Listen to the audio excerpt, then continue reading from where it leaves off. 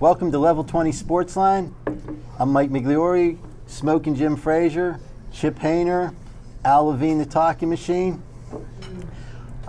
We're just a few days removed from the horror in Newtown, which reminded us there's a lot of things in life that are a lot bigger than sports and TV shows. For myself, for my co-host, and for our audience, I'd like to extend our best wishes to the people that were affected by a tragedy, and hope that you can get through it the best that you can. Start out, as we always do, with what's on your mind. Al, what's on your mind? First, what's on my mind is $4.95 pitchers of beer here. Thanks to Colin.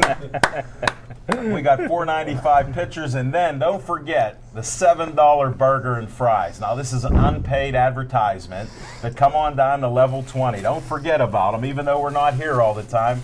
Come on down. Now, what's really on my mind is I'm looking around on the co-hosts here, and even our guest hosts. We had a pick on who would win the Heisman.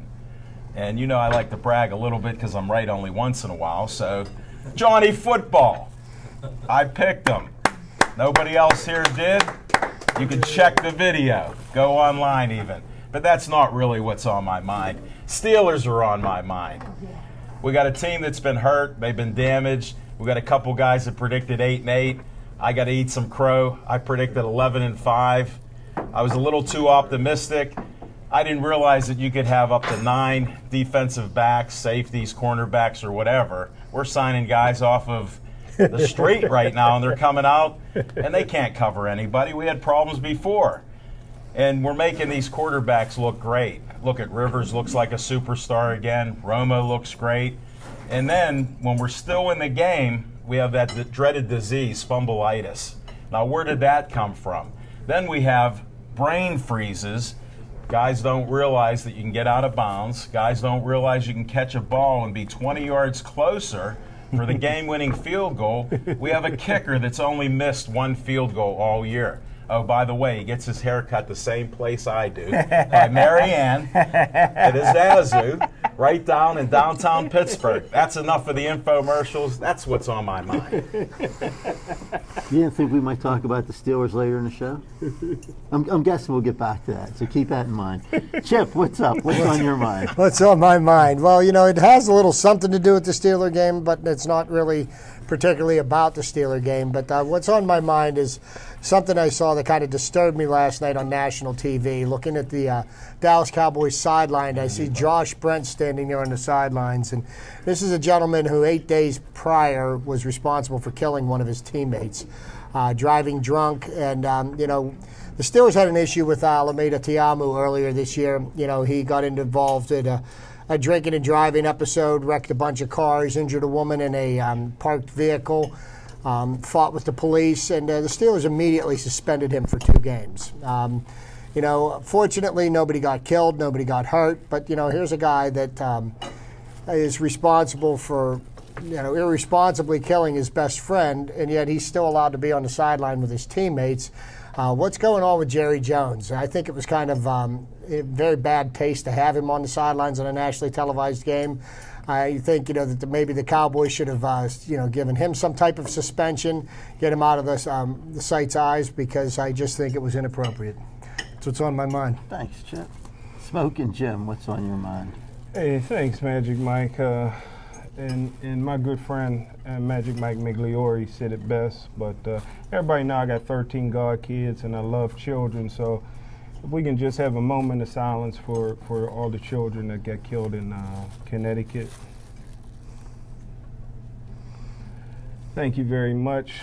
Also want to welcome back in the audience model actress India. She was a guest on our show previously. You're interrupter eating one of those great salads, buffalo chicken salad at Level 20. Look at that. Get a commercial. And Sorry. And everybody knows that I'm in the process of writing India's book, and it's going to be hot and steamy and sexy just like her. And Chip, where's your beautiful wife, Stephanie? I right- got something right- for Stephanie. Right next to India. I got something for Stephanie. She's going to be so proud of me, I tell you what. another book. The book. I tell you what. He triple wrapped Triple it. wrap. Oh, man. I read a book, and I tell you what, it was a great, great book. The author of the book, Wes Lyons, the Pittsburgh Steelers, is here. The book is available for sale. I tell you what, it's the greatest book I've ever read. And Wes is not going to be a stranger here to this show. His best friend is a fullback for the Pittsburgh Steelers, number 46, Will Johnson. So we hope to have Will Johnson and Wes back on the show, and many, many of the Pittsburgh Steelers. I tried to get Rashid Mendenhall to come because he had the weekend off. Hey, listen, speaking of overrated Steeler coaches, listen, I'm a professional gambler.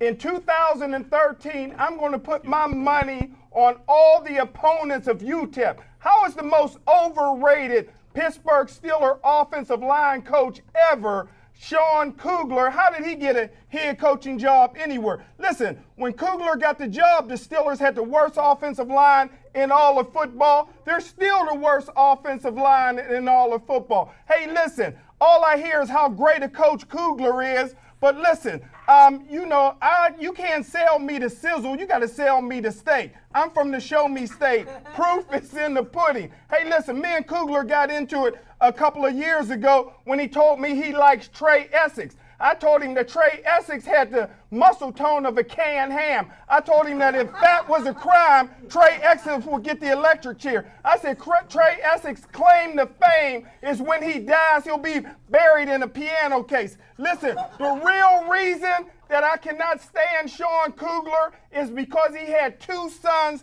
They were both All-American football players at North Allegheny, and they beat up on my Gateway Gators. For that, I can never forgive him. Thanks, Jim. Let me tell you something. It's a tough act to follow. I read this book too. I got one question. Jim, what's it about? I like the I know picture. you don't know. We'll have to answer that question. It doesn't matter. I'll tell you, this is December 17th. We aren't going to be here next week, so this is actually our Christmas show. And well, I was on my way over here, and I listened to Ben Roethlisberger on the radio, and it made me ask myself, what would I give out for Christmas this year? First, to the Pittsburgh Pirate fans, I also heard them talking about giving Clint Hurdle an extension. Are you serious? Pittsburgh Pirate fans, I would give you Tony La Russa. I'd give you a Major League Baseball manager who knew a little bit about Major League Baseball, as opposed to bubblegum. For Donald Fear, head of the NHL Players Union, for Donald Fear, for Christmas, I'd like to give you Lot 104 underneath Giant Stadium right next to some other bum that thought that he was a great labor union. And like I said, I listened to Ben Roethlisberger whining and crying about he doesn't like the play call and he doesn't like Haley's plays. For Ben, I'd get 12 lessons with Charlie Batch. Ben, you need these lessons, go to see Charlie Batch for 12 hours, 1 hour at a time, and learn something. Okay, maybe he can't teach you anything about being an NFL quarterback, but you teach you a little bit something about being a man. And that's what I'd give out for Christmas this year. We've got a lot of guests today. Get started with them. I'd like to bring up local filmmakers Johnny Daggers and Brian Coddington. Guys, come on up. Good evening. Welcome Thanks to the for show. coming. Thanks for having us. I brought you guys on to talk a little bit about your films you have coming up, the one you're working on now, what you might have come up in the future, and also we have a lovely model and actress, Miss Ashley, coming up. We've got India in the audience, so I might be able to pick up on a few Good fries. few actresses.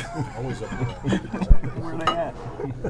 He's not eating them. So tell us a little bit about what you've got going on. Well, we're starting. Currently, we're working on Moan Amkar, which is a very dark animated horror film. So that's in pre-production, and we have Doug Bradley, who is also famous for Pinhead and Hellraiser. He's going to be doing the narration for the film. So that's what we're working on currently. It's very similar to music videos from the Quay brothers, that type of thing. A lot of puppetry, stop motion. Robert Morgan from England. Robert Morgan is from doing a lot of England. really good stop animation film. Having made a few movies myself and working with actors and actresses, I definitely understand why you want to do animated stuff. because Oh, I prefer it so much more. they're no fun. Oh, we got actresses here. Yeah, poor lady. lady. I kind of What prefer is the live action, but I mean, you know, the last film we worked on, which was Tablet of Tales T-shirt right here. See, I do advertising too. I know where There you you're go. Did you bring any? Yeah. T-shirts. What's your website? Daggervisionfilms.com. Look at the camera, folks. Repeat that again for these people. Daggervisionfilms.com. Yep. Thank you. Go there now. That'll be the Yeah, We have a lot of nice Rest of the show. merchandise, DVDs, so pick some up for stocking stuffers, make good Christmas gifts. So. shameless promotions are welcome right. on the yeah. show. Not a problem. So what's And if your? you buy one of everything, we send Brian wrapped in a bow, and Can I pass on that? yeah, well, I'll take an animated Brian tomorrow. Make Al's a Okay? double. Make Al's a double. What's your upcoming your next project after the animation? Well, after that, I'm in the process of writing a script. It's our first feature-length one. We've had one that we're in the process of re-editing. It's called Caustic Zombies. That was our first foray into feature films. By the time we're done, it'll be a feature-length film. Right now, it's roughly around 40 minutes, so it's not quite there. it hasn't been released yet, but still has over 90,000 hits on Wikipedia alone. Yep. So Yep. And but after that, it's going to be a live action, really dark. Deals kind of with like the possession films of the 70s and 80s, that type of thing. We do a lot of homage in our work.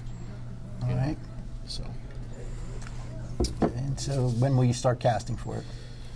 it's That's- hard to even say with yeah. that. I mean, right now we're in pre-production for Moan Armcara, so we're probably going to look at shooting that around springtime.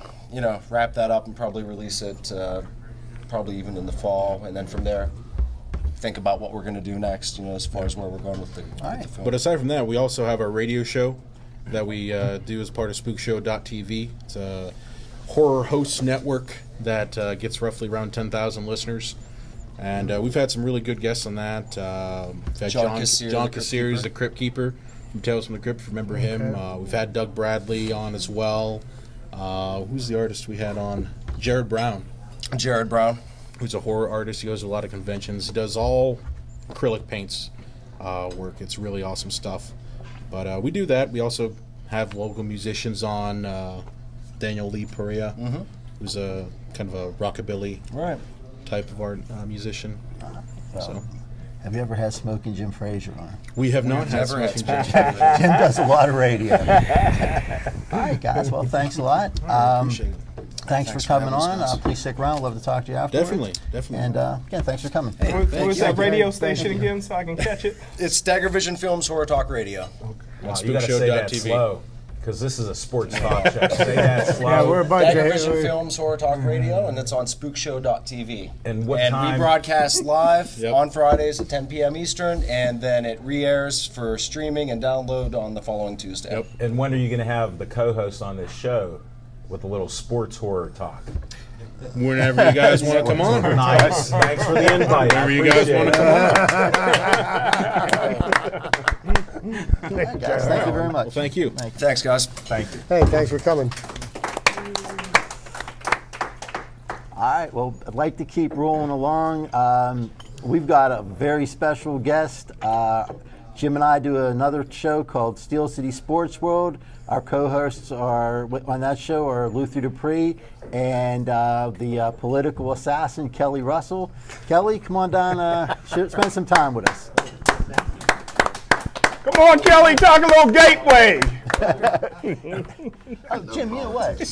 Chip mentioned that USA Today came out, or what? Pennsylvania's The top state, athletic, the top high school high school rankings. football team rankings came out. Woodland Hills was number 3.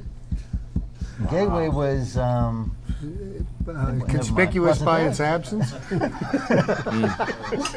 just thought I'd mention that. Anyway, Kelly, thanks for coming. Oh, thank you tell for us- having me. Tell our audience a little bit about yourself and Oh boy! what you thought of the Steeler game. You must want me to bore the people to Keep death it by short, telling Kelly. them by Keep it myself. What I thought of the Steeler game.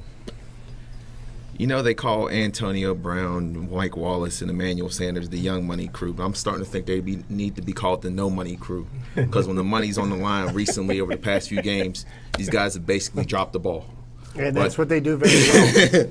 Whether it's Brown fumbling, Mike Wallace not getting the catch and getting booed by 60,000 people, or Emmanuel Sanders also fumbling as well. So a typical Steeler game recently with missed opportunities. Couldn't get the play made when the game was on the crunch, or when the game was in the crunch, and another loss. So it's funny you say missed opportunities, because when I was on my way over here, I listened to Lamar Woodley talking about the reason they lost the game was missed opportunities. And I'm assuming that opportunity is Latin for tackle, because the reason they lost the game was because of a bunch of missed tackles. But yeah, it was not a good game for the Steelers. They said earlier, Roethlisberger is complaining about the play calling. Mm-hmm. I haven't seen all the diagrams for the plays that they run, but the one that they ran at the end of the game yesterday, I don't think Haley wrote it up to end in an interception, so I'm not sure that was his fault. But Jim, you got a lot more insight into the Steelers than I do, and liked them a little bit more than me. So, what do you think? Maybe it's because they're just not that good. I took a lot of heat before the season. Yes, you I did. said the Steelers would go 8-8. Last year I predicted they would go 12-4. I said before, when Bill Cowher's players begin to retire, you're going to see the Roman Empire start to crumble, and that's what you see. Right now, the guy that's taking no heat is Kevin Colbert. Kevin Colbert ruined the Detroit Lions, and Kevin Colbert's in the process of ruining the Pittsburgh Steelers. Don't forget, when Bill Cowher, who should be in the NFL Hall of Fame, when he was here, he was the general manager. He ran the draft. Now Kevin Colbert's been running the draft for the last 6 or 7 years, and you see the results, lack of talent. Hold on, Smoking Jim. I got to overrule this. Bill Cowher in his last year, 8-8. So, what did he really take over here? Potential? Because that's what we all see in sports. So I got to disagree with you, my friend. 8-8, and we're going back to the mean. They call that going back to the mean. So that's our average now, 8-8. So you're right this year. We got to win 2. Let's see what happens. But we're back to Cowher's record. Well, looking at the Steelers this year, what you're seeing here after Week 15 is you're seeing a lot of the same mistakes that have been happening all season long. They keep on repeating the same mistakes over and over. And at some point, the players got to be held accountable for this. I mean, the coaches can yell and scream and everything that they want, but, the leadership that we lost out of that locker room from last year to this year, I think it's showing up in critical times in the games. You got a bunch of guys that are trying to figure out how to make it work, but, considering everything that, the lack of consistent offensive line play and the secondary play yesterday was horrible, but we were still in a position to win that game in the fourth quarter. Somehow they, these guys that aren't very talented are playing well enough to almost win games. They're 1 or 2 plays away from, turning these losses into victories. So, I know we're all down on the team this year because we've been spoiled by 2 back-to-back 12-4 teams, but they're doing much better than they have a right to be doing right now, I think. They better hope Dick LeBeau got 10 more years. That's a genius at defensive coordinator. The problem is he doesn't have the talent he used to. He's setting up the same schemes. They can't do it. And what happened with tackling? The line's been blocking and tackling on offense, but the defense surely couldn't tackle. The line didn't block or tackle anybody. Well, that's because we had yesterday. 2 rookies. They both move in unison, left when they should have gone right. Then they'd move right, and they'd come in left, wide open. So they're just rookies. That's the price you pay. They have the potential for the lines that we've had in the past that have gone to the Super Bowl. All of you remember subpar offensive lines, and we got a couple trophies out of the last 3 times we visited. So I'm hopeful. 2 more wins. We just got to beat Cincinnati, and that could be setting us free for the playoffs. Well, you can talk about the rookies and the guys they pulled in off of the street and out of the unemployment line to play or whatever. But I've told you guys 2 Mondays ago, I told these other guys 2 Wednesdays ago, there's only 1 quarterback that's won a game in the last 5. They need to stay with the hot hand. If they don't put Charlie Batch in against Cincinnati, they will not go to the playoffs. I still disagree. Batch in there. I don't know if we would have scored that many points. Who's the last quarterback to win a Steelers game? You're talking facts, but it's Facts, not right. reality. Yeah, excuse me. What do facts have to do with anything? It's the Steeler country. Sorry if I Facts talk get in about the way facts. of the Steeler fans. Come on now. We won games when we shouldn't have. Nobody thought Batch would win. We won games that we shouldn't have. What about the games that we should have? Oh, we gave a bunch of those away. The Titans. Everybody knows that. State They the lost obvious. to Cleveland. State the obvious. We know that. It's not like the first time they've lost to Cleveland. They lost there, what, 2 or 3 years ago? Thanks, Kelly. They lost to 2 or 3 Cleveland years the ago. first year they came back. We're talking about. Well, no, this year. recently. Yeah, I mean, recently. yeah, This they got a year. history of losing to Cleveland when they shouldn't. Well, anyway, like you said, if they don't put Charlie Batch in, they have no chance of beating Cincinnati. You've got no chance of going to the playoffs. Tomlin's a pretty smart guy. I'm sure he'd like to put Batch in, but the Roonies won't let him because they paid way too much money for that mouthy punk that they've got. And Well, you know, and I now don't he's think gonna that's get whine necessarily- and whine about the play calling because that's what, obviously. I don't think that's necessarily the issue. You know, one of the things that really disappoints me is Jonathan Dwyer's had a real chance to step up and be the workhorse for that team this year, and it doesn't look like he's ready to accept that role. He doesn't, to me, look like he's got, the desire to want the ball, every time as you're going into the fourth quarter. You remember Jerome Bettis was a battering ram. He would just keep on hammering people, and he hits and he hits, and then he taps out and he goes and stands on the sidelines, and then, and he comes back in, and it doesn't seem like he runs hard every time he gets it, and he's got the opportunity of a lifetime right in front of him, and he's letting it slip through his hands. That's a big disappointment, and then the Steelers need him to run, and then you got the wide receiving crew that seem to create more big plays for the defenses than they are for our offense lately. Right, and let me I want to agree with you about that point about Dwyer. He goes, makes a couple of plays, and he's tapping out like he's in wrestling or something like that. But also, you talk about Tomlin as a great coach. Remember, if y'all think back to when we did Steel City back in September, I said we're going to learn a lot about Mike Tomlin. And I'm really starting to question his inconsistencies. Like the running backs fumble, you pull them. Young Money fumbles, but they're still in the game. So what exactly are you doing? What type of standard are you setting if you pull the running backs, but yet the wide receivers still stay on the field? Now, granted, I've been a huge critic of Tomlin. I gave him credit when he deserves it. They're not going to fire him. No matter what happens, they're not going to fire him. But I still have a lot of questions about this man, and he doesn't do it for me the way I would like him to do it all the time. But I think it's time that he takes a lot more heat than he's taking. What do you think about his managing the clock? I'm not a big fan of that, or in-game coaching decisions, and the half or decisions. That, along with certain times the challenges as well. I've been very critical of Mike Tomlin. These two could tell you, if Luther Dupree was here, he'd try to defend him to death. But there's a time where you have to call a spade, not just have question marks on Tomlin's ability at times.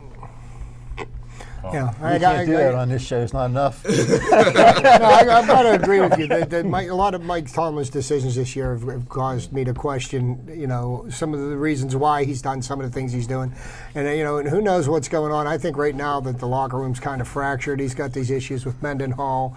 He's got issues with Mike Wallace, and none of these seem to me to be are being addressed. And I know they like to keep things in-house and not air them out in the public, but I mean I think there's problems that aren't being addressed that are just like a cancer. They're going to eat away at this team from the inside. And while we got Kelly here, let me go out on a limb.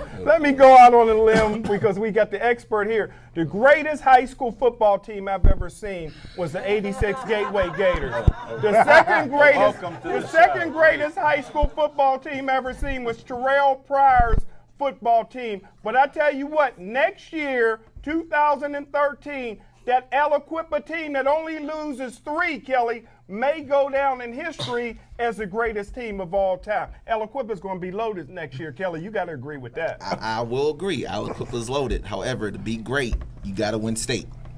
It's as simple as that. And I tell you what, in Aliquippa played the way they played, they actually should have won that Yes. game. They got deep into the other team's territory a number of times and gave the ball up on downs and on fumbles. And they weren't able to cash in on their opportunities. The other team did. Right, and imagine if they had a kicker. You see the kicker from Right. Ryan missing 52 yards, basically the game winner. If they just had a kicker, they would have won that game. And there's opportunities they had that they couldn't cash it in.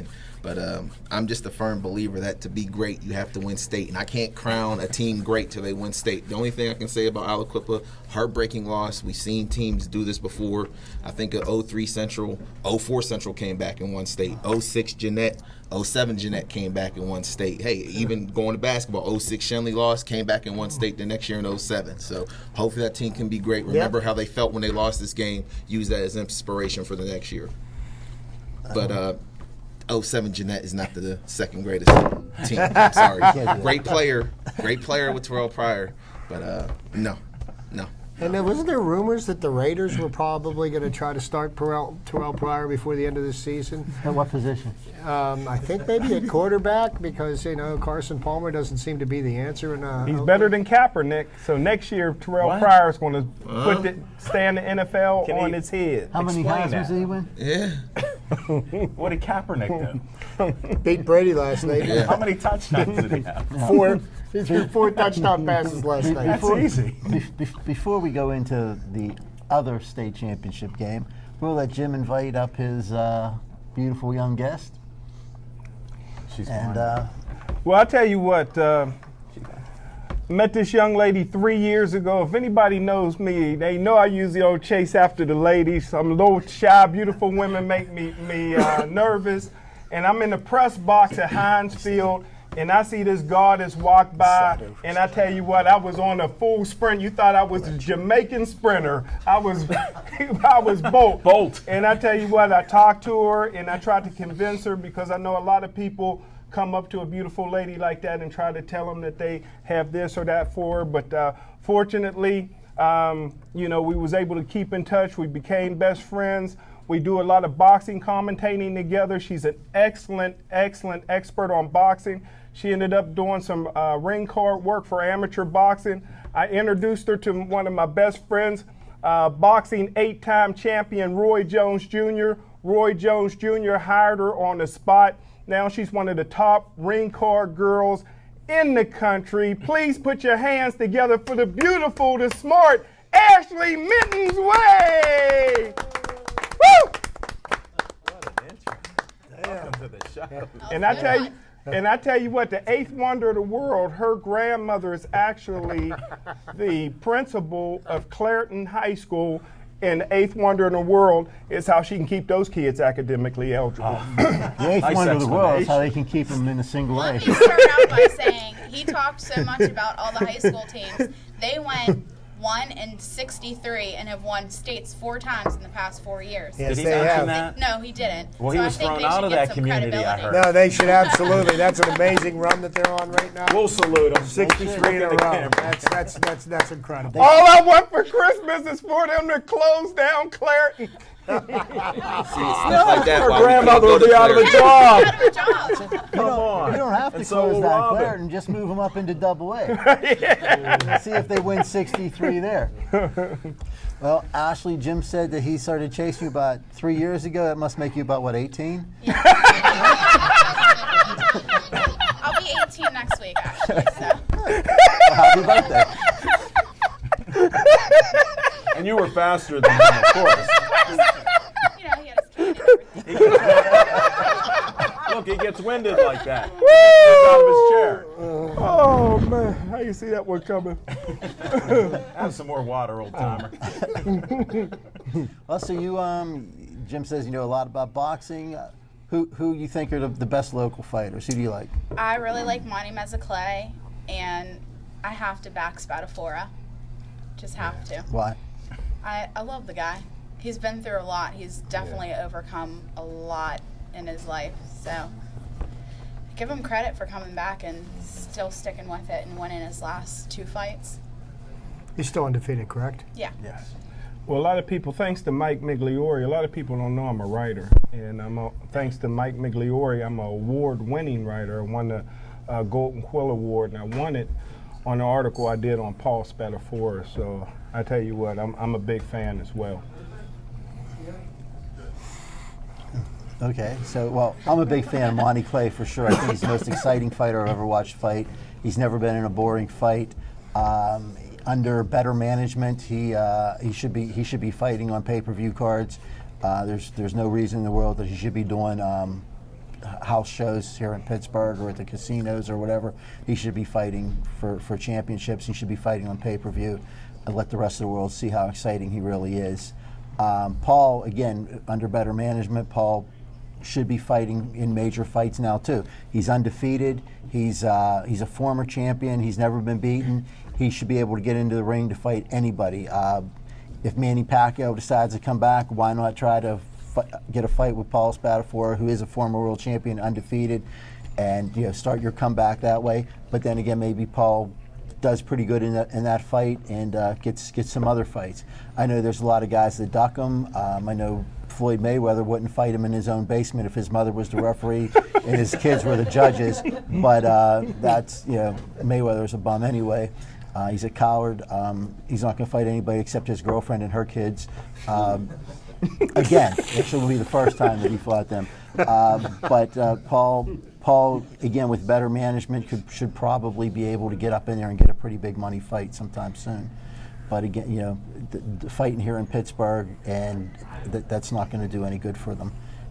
Neither one of those guys. This is a dead end if they continue to do that. And Ashley, what do you think about all this stuff? I can't comment on that because I work for the guy that is their boss. No, you can tell him I said so. Oh, I didn't know that. Yeah. In fact, you can tell him to come on down on the 7th, and I'll tell him that too. And the nice thing, I tell you what, Ashley's such a star. They pick her up in a limousine, put her in a 5-star hotel, all brand new outfits. I tell you what, you ever get an opportunity to go see a Roy Jones promotion fight, it's first class all the way. And I tell you what, Roy Jones couldn't be happier than with Ashley. And I tell you what, I'm still on my way to see Roy Jones's farm down in Pensacola, Florida. He got 5,000 chickens. I can't wait to get down there. He used to be in cockfighting, but he retired from That's that. illegal. But I can't wait to get down there. Yeah. Talk about that. Have you seen any of the fights? No, I haven't seen it, but I heard about it. Yeah. Where's Roy's fights here locally? Right now, they got a nice contract with Mountaineer. Tad Arnaud, the former CEO, used to be a very good friend of mine, but Tad Arnaud stepped down, and I haven't been back to Mountaineer since they backstabbed the greatest fighter ever from southwestern Pennsylvania, the show, Vaquan Kimborough. So once he lost that contract, I've been boycotting Mountaineer. When was her last fight?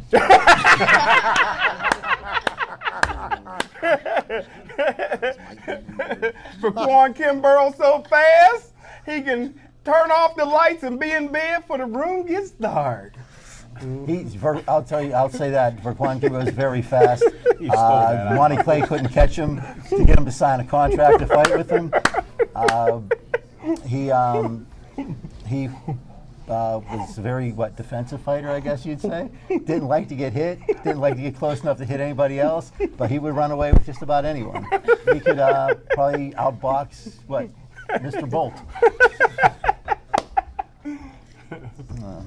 All right, well, thank you, Ashley. Got anything else you'd like to tell us about what's coming up? Just have a few photo shoots coming up in January with NJB Photography, and I'm going to be working with Terry Briselli. So. Well, Terry does good work. We've had a lot of her models on. I'm not a good photographer, but I'm the best in this country. So if you ever like to get together, your photo shoot with Mike Migliore. And we just had a couple of filmmakers on, still sitting in the back of the room. Maybe you should go down and sit down and talk with them. I'm sure you look good in some of their films. And I gotta put it out there before she goes. Yeah. Everybody knows my favorite body part is the tummy. Ashley got the 6-pack. She got the greatest tummy in the world. I love tummy. I don't believe that. Tummies and feet. Tummies and feet. My favorite body. Whoa. It's not that nice. There's the camera. It's not that nice. You don't want to see it. Well, if they put you in a horror film, you might just die real quick. You won't see the tummy Yeah, or the hopefully. feet. Okay, so they'll do that. They help out like that. All right, Ashley. Well, thanks for coming. Thanks for having me. Good luck to you. Well, before we get any further, might as well bring up your next guest and keep him on for the rest of the show with us. I tell you what, this guy, I don't know how in the world we were able to land this gentleman. I tell you what, we go way back. His father was a hero of mine. His father was a professional wrestler. And I tell you, this is back in the day. His father was so strong. His warm-up sets on the bench used to be 315. He used to put his feet in the air and do it 15 times. He used to work out with Ryan Monday's dad, Greg Monday. He used to work out with Big Stan, James Robinson. And I tell you what, he loved his two sons. His sons grew up to be high school All-Americans. Both of them went to college and were great college players. and both of them had NFL tryouts. And I tell you what, I couldn't be more proud of a great role model. I went to the gym last year 5 times in the gym, and every time I was in the gym, I seen Wes Lyons working out there. Hardest working man I know. And I tell you what, if I had a daughter, I want her to marry somebody like Wes Lyons. Put your hands together for Pittsburgh Steelers, Wes Lyons. Best book I ever read. Buy it. I'm going to read it again tonight. Look at all them highlights, For the man. first time. I couldn't put it down. I couldn't put it Who down. did that for you? I got 13 God kids. They love crayons. What's all the bookmarks in there? Is that the pictures? Wes, Yeah, pictures? hey, I'm figuring that out. Wes, before we get started, I got to ask you something. Jim said he went to the gym. He saw you working out 5 times. Yeah. How many times do you see him working out? I watch TV. I watch TV. I go in there and watch TV, man. 24-hour cable, brother. When they got the dish network. Hey, I seen him in the bathroom a lot. Like Is there a steam room there for him?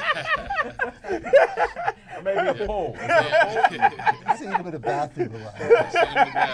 Which one were you working on? He's walking around the pool with his drinks with an umbrella in it. Well, Wes, there's a lot we could talk about, from your high school career to your college to pros. But let's start with the book. Tell us a little bit about your book, and what it's about, what you did, why you did it, and where you're going with it from there.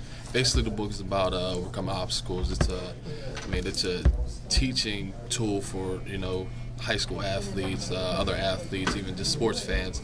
I mean, I think everybody can relate to this book, and not only the athletes, but even just regular students in the classroom, or people just who are facing challenges not only in sports but in life. So I mean, I made this book just to help others out and give them the guidelines of what you're going to go through just to get to that national level. So. All right, well, the title is The Pursuit with Patience. Yeah. What does that mean to you? That means while you're pursuing a goal, everything takes time. So I mean, you have to be patient at it. Nothing comes easily, and you have to take the time to really work at what you want to achieve. And Wes, how old were you when you started lifting weights? Probably about 8 years old. Well, what do you say to all the parents that say weightlifting at a young age will stunt your growth? I'm standing 6'8", so I don't know how much stunning that would do. Think how much taller you would have been. Tell them what you weigh, too. I mean, because the shape you're in, you're 6'8"? Yeah, 6'8" to 65, somewhere around there. Wow. Yep. What's your fat ratio there? What are you up to now? My percent, my body fat percent, it's probably about 7%, maybe somewhere around there, I would guess. There you go. Start lifting at 8. Don't worry about it. All right. So, what made you decide to do this? What kind of help did you have with it? I know there's a lot of good quotes in here from a lot of different people. I mean, really, I did it all on my own. I mean, I had a couple editors and stuff work with me, but I wrote, the whole story and everything on my own. And like I said, it just was to, help athletes out, give them the guideline, and get people reading. I know a lot of people don't read, and just like Smoking Jim over here, he hasn't read a book in I don't know how long. So he still has it, let me just tell you, because I'm going to borrow the book off him. Yeah, so I mean, it's getting a lot of people to read, and got a lot of people, it's an educational tool. So, I mean, people are acceptive to books, and even schools are putting in their curriculum. So, my goal is to get into every school in Pittsburgh, then to West Virginia, then cross the nation after that. Was this book fiction or non-fiction? There's a couple things in the book I kind of question whether it was true. In 2006, Gateway was ranked #1 in the state. Woodland Hills was #2. Did you really blow out Gateway, you and Darren Wall? I don't remember that game.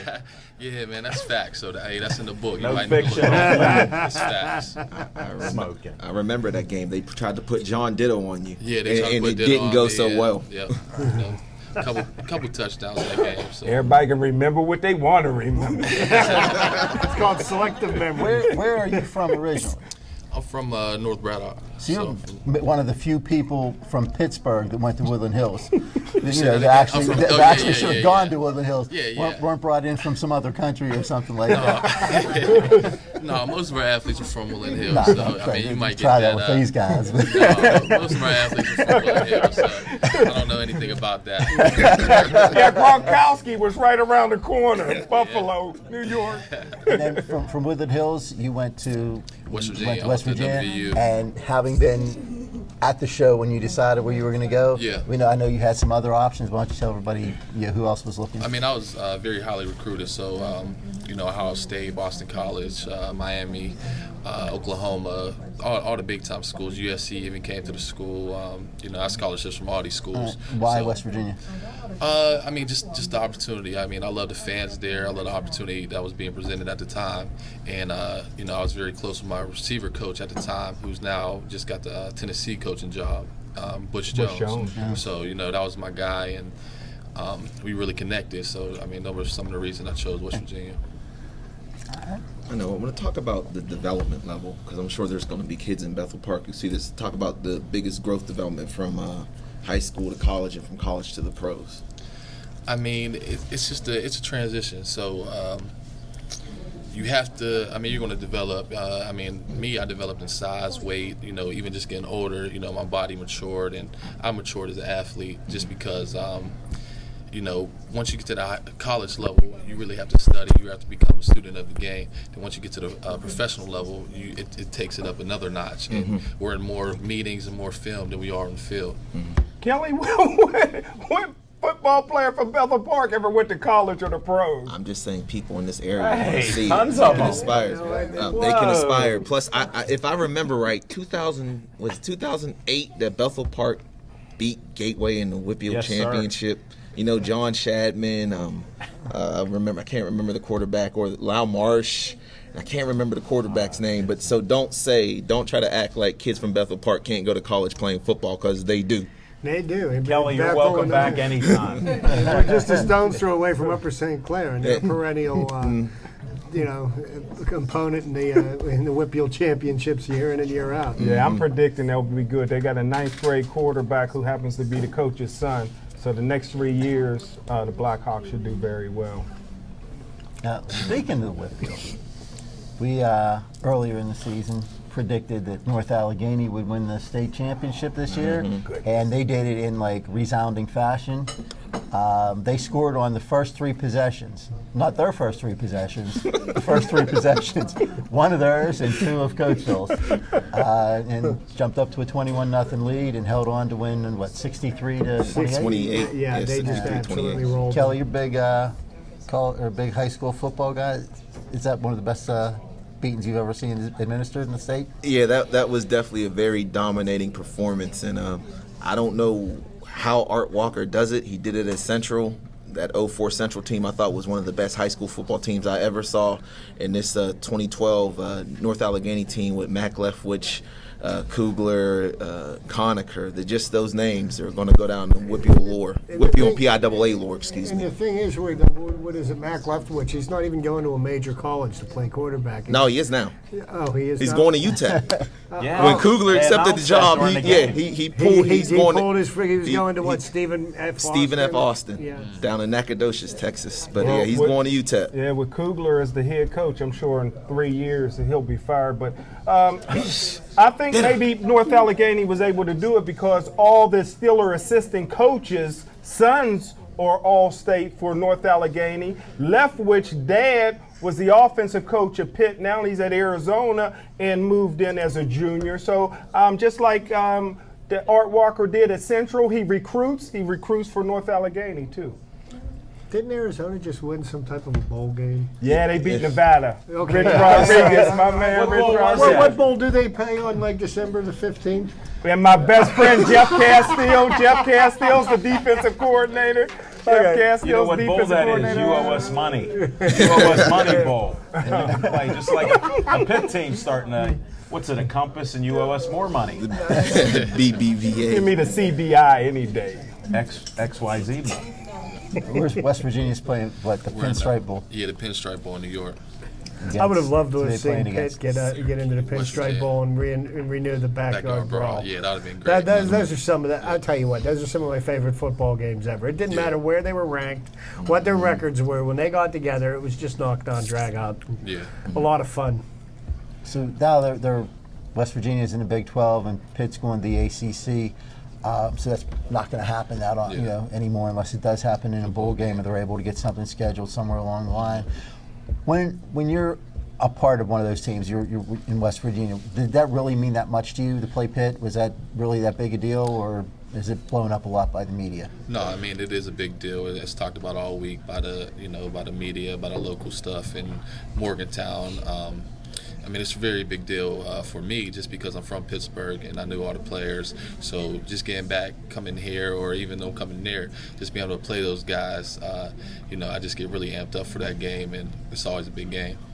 And I tell you what, for respect for West Virginia, right afterwards we're going to go out and burn a couch. But I tell you what, Wes, just tell everybody a little bit about, because I tell people, I play college ball, and just the commitment a freshman has. Just go through a daily schedule for a freshman. I mean, daily we usually typically wake up about 7 o'clock, have classes from about 7 to 2 o'clock.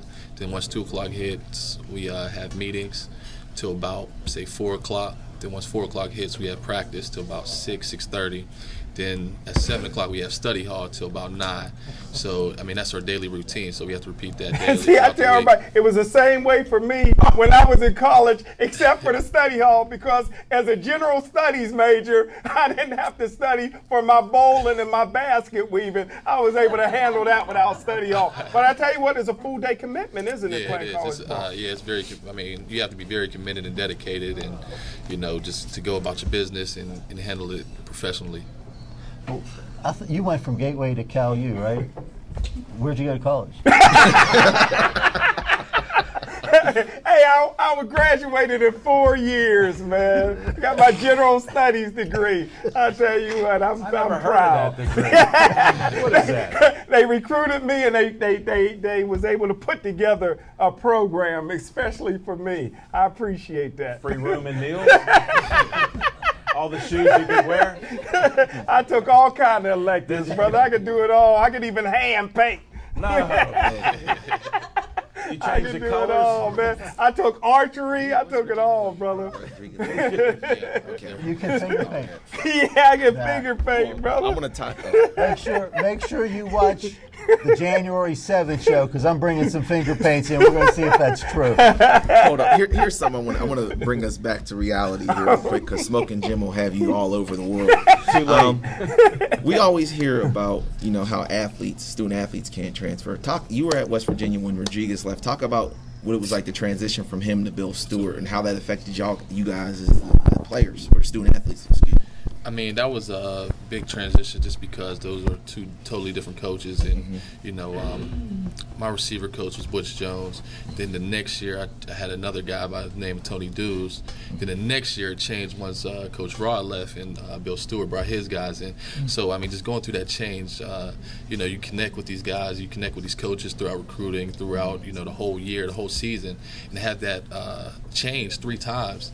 I mean, you know what I mean? And then earn the trust of that coach and earn, for him to like you, do what you need to do for him to like you.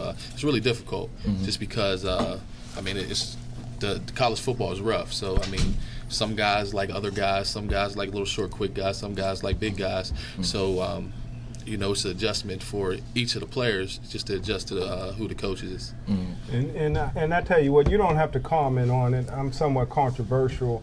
I go back to Neyland days, and I used to get into it with Neyland and a lot of the coaches in West Virginia, and I wouldn't send any players to West Virginia because I felt that West Virginia, although I loved the fans, I loved the football, but I always felt that West Virginia never promoted their star players to the NFL because if they get 5 or 6 guys playing the National Football League, then that put exposure back on the coaching staff, and they wonder why they only had a mediocre season or didn't do better. So That was always my thing with West Virginia. You don't have to comment on it, but it's I still talk about it in the book. Check the book out. So, hey, He did. I talk about it in the book a little There bit. we got that idea. So Wes, you know, being that you played in the Big East when you played in the in West Virginia, and we're seeing the Big East completely collapse now. All the football schools are going. West Virginia made a smart move by getting into the Big 12. Pitt's gone to the ACC. Was that smart? Well, you know, I mean, you look at what's happened with all the 7 Catholic schools that are leaving the Big East, and the Big East was one of the strongest basketball conferences out. Now, like, where are they going to be after next year? You know, when all these teams pull out.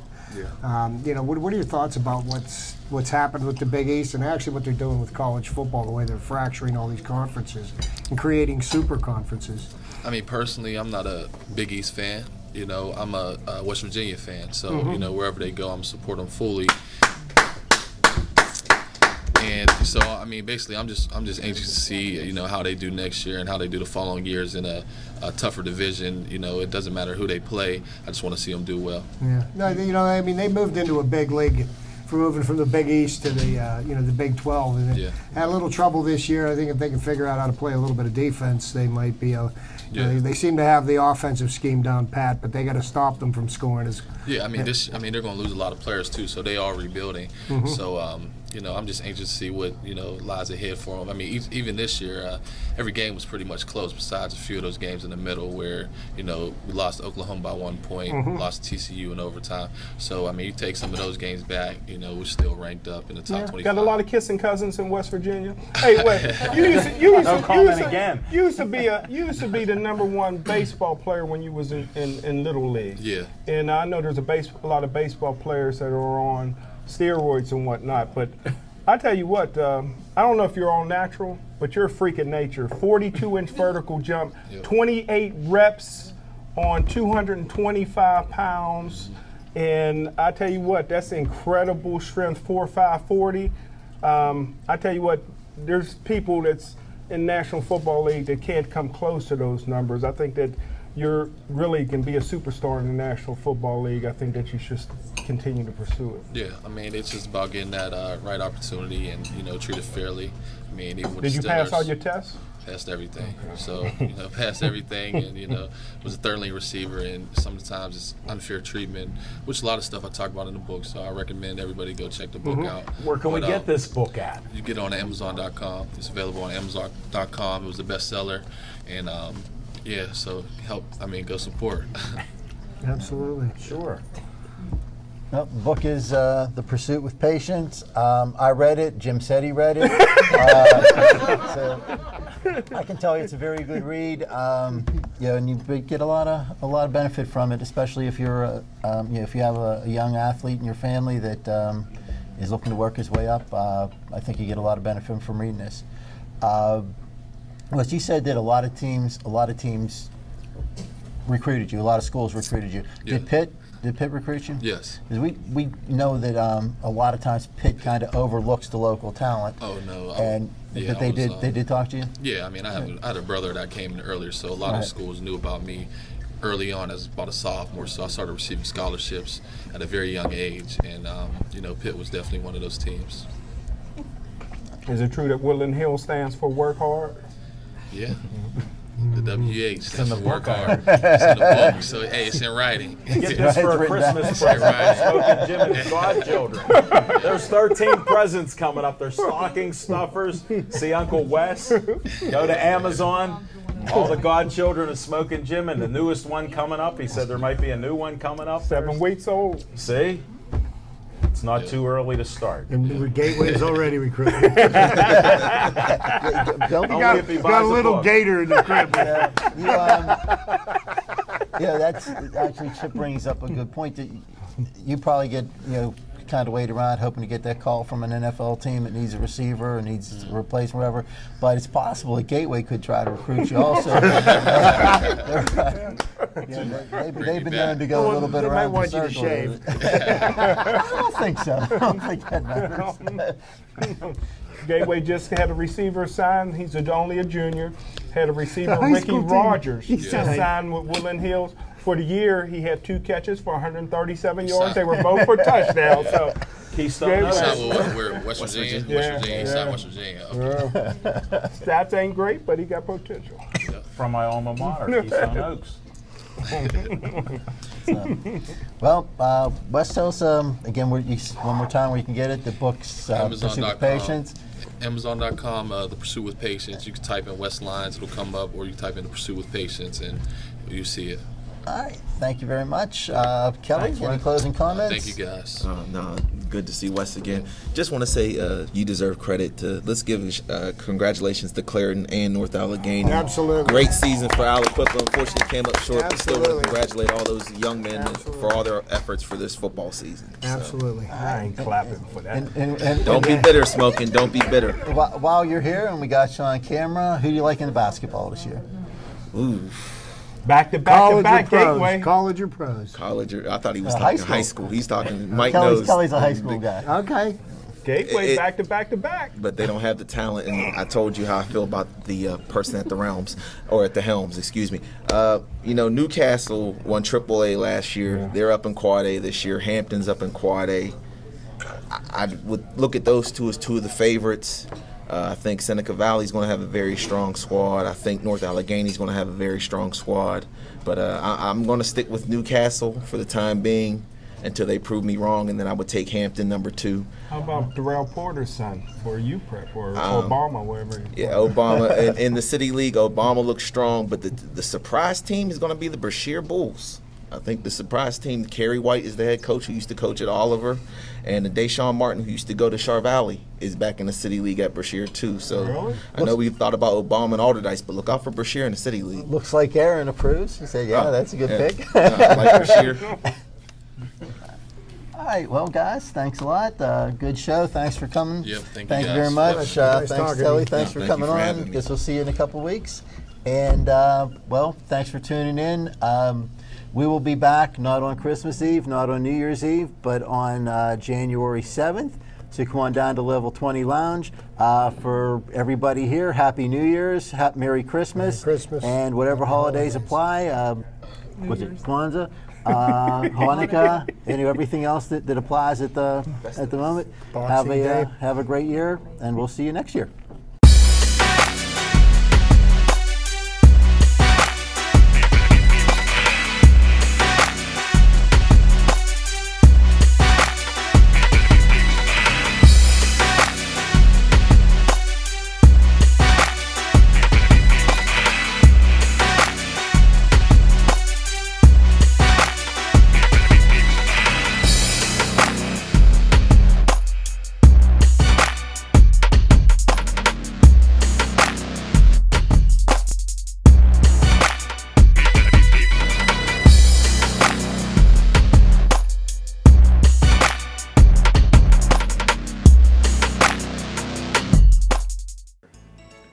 Wow, look at all this holiday program we have this year at BPTV. How am I going to find enough help to cover all of it? Oh, hey, Ghost of Christmas, George. No, it's the Ghost of Christmas present, Dave. Either way, this is not a good time right now. Why is that? I have all these holiday programs to cover, and I don't have nearly enough volunteers. I can help. What can you do? You're a disembodied spirit. Remember that trick I showed you last year? Yeah? Watch this. Ta-da! Wow, this could solve all of my volunteer problems. Why didn't you tell me you could do that? You didn't ask. Well, while I'm asking, how many of you can there be at one time? As many as you need, Dave. As many as you need. Maybe I'll just write Santa Claus a letter and ask him for help. Merry Christmas and Happy Holidays from everybody here at BPTV.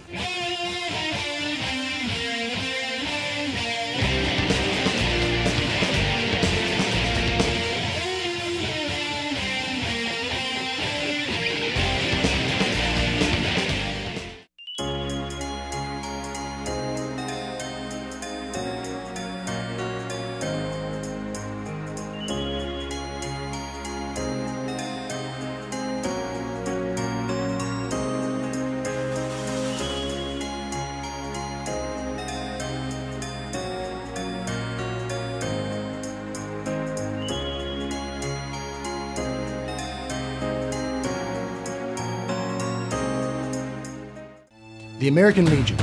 We're a powerful force for the nation. We work relentlessly within our 4 pillars of service, and we succeed.